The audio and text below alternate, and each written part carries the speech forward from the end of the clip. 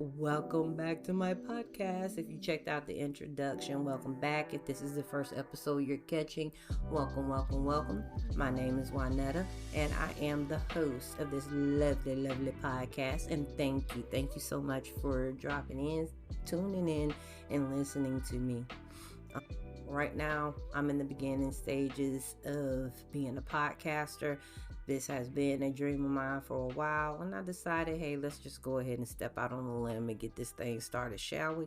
So, with that being said, let's get this podcast officially underway. So, I want to talk about titles because that's something that I truly believe is something that a lot of us know about, but we don't pay attention to it. I had a conversation with someone who wanted me to jump on the bandwagon of if a person holds a particular title, that respect is supposed to be automatically given to them simply for that title. Now, I'm the type of person that you have to put in the work. You're not going to call me your, you know what? Yeah, let's use it. You're not going to call me your daughter and you don't put in the work as my father. You're not going to call me your daughter and you don't put in the work as my mother. Now, I'm saying that in a reverence type of style. Yes, two people created me. However, if those two people make the decision that they do not want to do the heavy lifting in creating more than a living, breathing human being to walk around this planet, if you want more from me, the expectation of someone who listens, someone who loves, someone who has kindness and dedication and respect within her, then you have to put in that work in order for you to be able to see that manifest into reality. You just can't sit up there and push out a kid and say, well, this kid is going to be the most kindest, passionate, loving person on the planet. And then you as their mother or father don't teach them that in any way, shape, form, or fashion. It doesn't work like that. So, in my opinion, simply because of that title of being mother and father does not equate to the accolades, love, and respect that you're supposed to get if you actually put in that work. I don't believe in giving participation trophies for parents. I know that we applaud parents to tell them that they're doing a good job so that a lot of parents won't feel left out. But I'm one of those parents that I really put in the time and the effort to basically mold my children into the human beings that I want them to be, or a version of a human being that I want them to be. Now, I'm not saying that I'm controlling my kids, that they're supposed to follow the blueprint that I put out for them. That is not what I'm saying at all. What I'm saying is that my idea for my children is what I literally embed in them.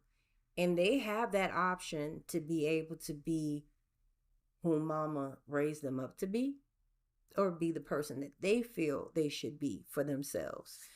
And it's not a bad thing when your child decides that they don't want to go down the path that you set them off. It's actually a good thing because if you're teaching your kids how to be able to, if you're teaching your children to be independent, to be able to depend upon themselves at a certain point in their lives, you're not going to want them to depend on you about everything. So watching your child flourishing in their independence is something that I've always wanted. Despite how they get there, I'm very appreciative of sitting back and watching the incredible individuals that my children are. Like I said, I embedded certain things within them. Did I want them to be doctors, lawyers, and so forth? Maybe. I don't know. Maybe probably in the beginning of adulthood. Heck, I got 7 children. Probably with my first 2 kids, I probably said to myself that I wanted them to be, no, I'm going to take that back. I did. Let me not even lie. With my 26-year-old son, he came to me as a kid and he said he wanted to be an architect because he loved to draw. That's all he liked to do. He just wanted to draw, draw, draw, draw. And I was like, baby, if you want to be an architect, mama's going to help you in that way. And we're going to make it to where you're going to be the architect that you want to be. So I set out basically showing him or getting him in tune with different projects or different, what is it called, excuse me, programs in which that he can be able to see if that's what he really wanted to do, or if he really and truly was, wanted to be an architect, for him to be able to follow the blueprint. I know around that time, that home improvement shows were a big thing, and oh my God, I don't remember. Jeez, I don't remember his last name, but I forgot the name of the actual show. But that was one of my son's favorite shows. Seeing that gentleman by the name of Ty building, basically home makeover, that home makeover show. My son loved watching him and watched his crew coming up with the different renovations or the renovation design plans, and seeing how from a plan to, excuse me, my son was able to see how a plan begins and how that plan turns into something physical that you can see.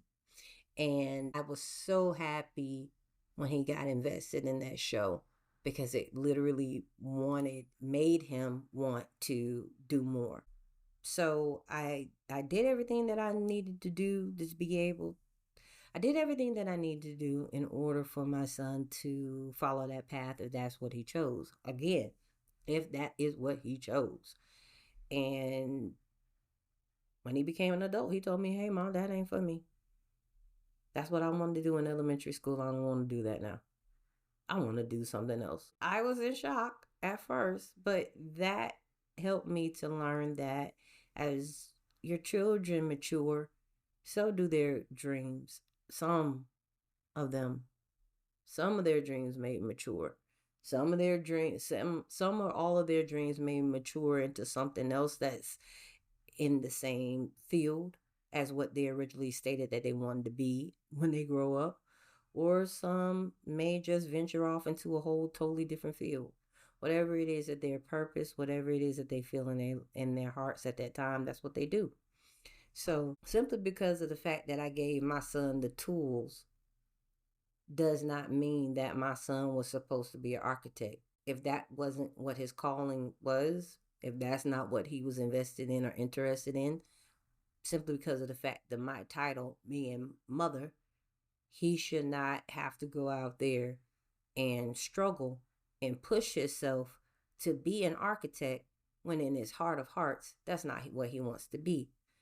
Now he's turning around and he's trying to please me because of the fact that I'm mom and I'm holding that title over his head. And I'm not using it in a respectful way, because when you're using just the title, "Oh, I'm your mama, I'm your daddy," that's literally you're holding that title over someone's head. Now, I don't have to announce that I'm someone's mom. The reason why is because of the fact that I put in the hard work and effort as a mother. So when I hear mama, mommy, ma, when I hear all that, I don't have to have, "You're the best mama ever." I ain't got to have all that. If me and my kids have a falling out and they turn around and they want to start talking to me again, guess what? They come to me with respect. And it ain't because of a title. It's because of the fact that they saw that hard work and dedication that I put into them. They saw that hard work and dedication that I ended up putting into others. Just because of the fact that I was somebody's wife, it wasn't because of a title. I put in that work. So when they ended up seeing an example of a wife, that's what they saw. They didn't just hear me say, "I'm somebody's wife, I'm somebody's wife." They don't hear me say, I'm your mom, I'm your mom, I'm your mom." They hear it, and if they hear it, they've also witnessed the work behind it. And that's what I'm literally saying, stating that a lot of people, they get behind these titles, and because of these titles, it makes them feel like they're entitled to the respect, love, and dedication that a person would if they were really working at what it is that they're being called. If your son or daughter is calling you mom and dad, and the only time that you have time to be mom and dad is 2 to 3 times a year, don't get in your feelings when nobody else is sitting up there acknowledging you as a mother or a father or giving you the accolades and the respect that you want. Because if you're not putting in that work, you're just not putting in that work. If you're somebody's husband or wife and you're like, I was married now. And, oh, you gonna respect me because I'm such and such wife. Oh, you gonna respect me because she's my wife. No, it don't work. And no, I'm sorry, it don't work that way. These titles, there are responsibilities that tied to it. That literally, if you're married, you have responsibilities tied to it. It's just not the title of husband and wife. You actually have to put in that work. Anybody can say I do. That's over the age of 18 in whatever state or country you're in. Anybody can be a husband. Anybody can be a wife. Simply by that title alone. But when you put in the work and the effort in order for you to be able to feel the feels that a wife would feel, to be able to feel those feels that a husband will feel, to be able to go out there and know that you're working for your family, and then the reward, whether it be a paycheck, if you're going out there and you're working and you're gaining that paycheck isn't just for you.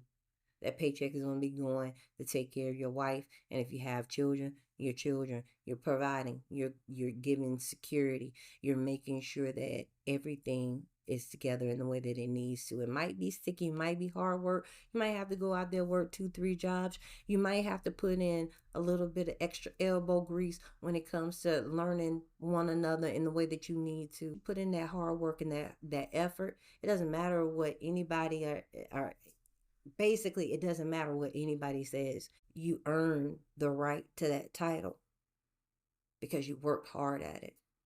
So, getting ready to wrap this thing up because I want to make sure that I clean this up for the next episode. This is just literally a learning episode for me. But this is something that literally gets under my skin, is that people want you to grab a hold to a title and that's it. I was watching, using this as an example, and I'm not saying that this woman is like this, but I'm just saying, I'm a fan of Basketball Wives LA, right? And one of the characters, well, excuse me, not character, because she ain't a character, and she one of the cast members of the show, Miss Jackie Christie, baby. she is the real deal. I love her. However, and this is just my opinion, if Jackie Christie was not Jackie Christie, then you couldn't give her the title of a reality star. She put in the work. Someone saw her working at being, and throw out whatever opinion you have, whatever it is that come to your mind. If you know Jackie Christie, if you know her, you know her, and that's your personal opinion of her. I'm not throwing out anything, but if you seen Miss Jackie Christie at work, then you understand why she's a reality star, because she puts in that work in order for her to be seen as a reality star. She's just not walking around telling people, oh, I'm a reality star, and you ain't seen her doing anything. You haven't seen her on nothing. You ain't never heard her name ever. No. She can't turn around and say, oh, I'm married to my husband, and nobody know her husband. Her husband put in the work. Her husband is still putting in the work for people to know his name. I'm sorry. I just don't know. I know Mr. Doug Christie. My bad. Giving respect where respect is due. So Mr. Doug Christie is out there busting his behind, working, coaching, showing people how to do the damn thing. he was out there balling just like the people that he coaches. So he's put in the work. He earned that title to be the coach. So when they walk up and dap him up and say, hey, good game, coach, he earned that. Same way when it comes to Jackie Christie. She go out there, she's in these movies, she's going into these boardrooms, she's doing her thing, and she's showing people why you should be able to put some respect on her name. It's all about the work. So the one thing that I want anybody or everyone who is listening, the one thing that I want everyone listening to this episode to take away is that a title does not define you, the work does. And if you're not willing to put in the work, stop trying to make people bow down to a title that really anybody can get, anybody can hold, but you can't put in the same work and expect the same results as someone who ain't willing to do the work. That's my time, cause that's all I said I'ma do. Ooh, ooh, ooh, yay, anxiety. Well, that's all for today. I'm gonna end up cleaning this up so it won't sound so weird and awkward and melatonin. And please understand, I'm from the Gulf Coast. If I'm sounding like I'm talking a little bit slower, it's simply because of the fact that I've been accused of speaking fast in the past. I had a stuttering impediment. I had a speech impediment as a younger person. So I learned how to slow down my words, and sometimes it does come out as if it's dragging. So please forgive me if my voice is dragging. However, I can't do anything about it. It's genetics is what I've been taught, and when I get better at this thing, I'll speak up a little bit more or speak a little bit faster. But for now, so that you can be able to hear me and that I can be able to understand myself and keep in pace, I'm going to speak this way. But until the next episode, I hope you tune in to episode